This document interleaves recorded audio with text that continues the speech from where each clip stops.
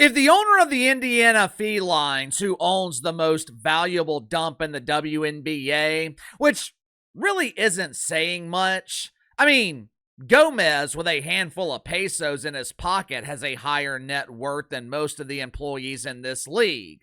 He damn sure has more money than the players who pretend to play basketball. But if the owner of the Indiana Felines thought that people would continue supporting the team without Caitlin Clark, he was given a harsh introduction to reality, because the answer is no. Ticket prices for the Indiana Felines are falling faster than a lonely man being mesmerized by the seductive moves of the dancing queen Jackie Mahomes. This was definitely humbling for Angel Reese and the Chicago Bravado. Believe it or not, for the past year, Angel Reese has actually thought she was the reason people were watching the WNBA.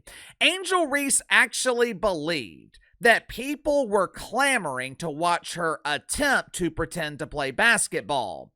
I can't even really call Angel Reese a pretend basketball player anymore. Her skill set is so limited. It has been so diminished. I don't think Angel Reese would qualify to make the JV team at LGBT Elementary. The Chicago Bravado, they had one game on their home schedule that people actually wanted to see.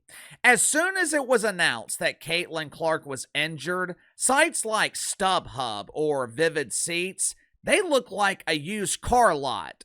Discounted tickets, buy one, get 5 free, pesos accepted. Please, please take these tickets. People with tickets, they're actually willing to take losses just to recoup some of their money. The problem is, they're having a hard time finding anyone who is willing to watch Angel Reese play basketball. As expected, the mainstream media is celebrating the so-called success of the WNBA. Last Saturday, Caitlin Clark drew 2.2 million viewers on CBS. Well, Casey, what about Paige Bueckers? How's she doing?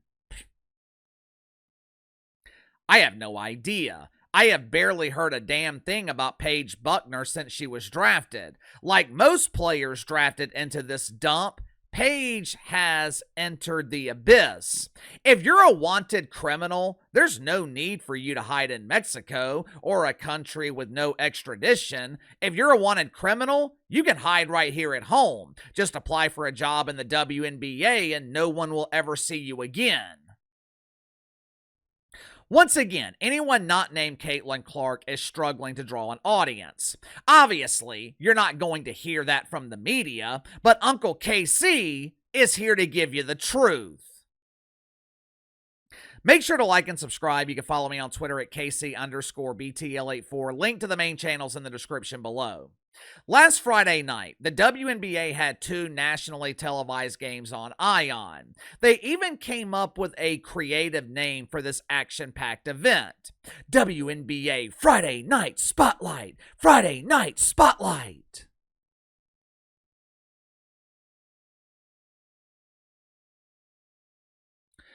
Interesting choice of words. Spotlight. Dump divers in the WNBA, they weren't fighting for the spotlight Friday night because there was no one there to turn the damn thing on. The first game in this Friday night spotlight was the female Suns from Connecticut against the Minnesota Lynx. This game was very special. It was a heavily hyped event in the WNBA. Before the game, employees of the dump, they were required to get on their knees. Surprisingly, they were not kneeling for the national anthem. They assumed the position of prayer to honor their fallen hero, George Floyd. By inside sources, they attempted to contact people who watched this exciting event on TV to ask what they thought of the memorial to Jorge. Unfortunately, my sources were unable to locate a single person that was watching on Friday night. Not hard to figure out why, because only 431,000 people tuned into this polished turd. The results for the second game were even worse. Game 2 of this exciting doubleheader featured the Phoenix Masculines and the Seattle Shitfucks. 344,000 people.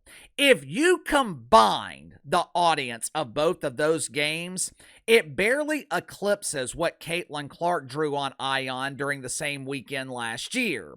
And if you combined attendance for both games, it equals the attendance for one game in the NBA. This league is an abject failure. Don't get me wrong, the WNBA is great for me. I don't know why, but you guys like watching Uncle KC criticize this dump of a league. But I don't understand why the NBA continues to invest in a product that will never give them a return. Like we talked about on the main channel earlier this morning, the biggest problem in the WNBA, it's the on-court product. It's the reason they continue to rely on the gimmick of mythical racism. They know it's the only way to get people to pay attention to the league. Last weekend, college softball doubled the audience of the WNBA. The media likes to pretend that misogyny is the reason the WNBA is a huge embarrassing failure. They create all these excuses. They create these doofus slogans. Give women a chance. Pretend basketball is for everyone except white people. The WNBA continues to focus on everything except the product on the court. Matter of fact, they're actively making it worse. They are rapidly expanding the league, which means they're taking an already watered down product and flooding it with more bad players. Thing is, there are some good players in the WNBA, but you would never know because the league and the media don't promote them. Think about it.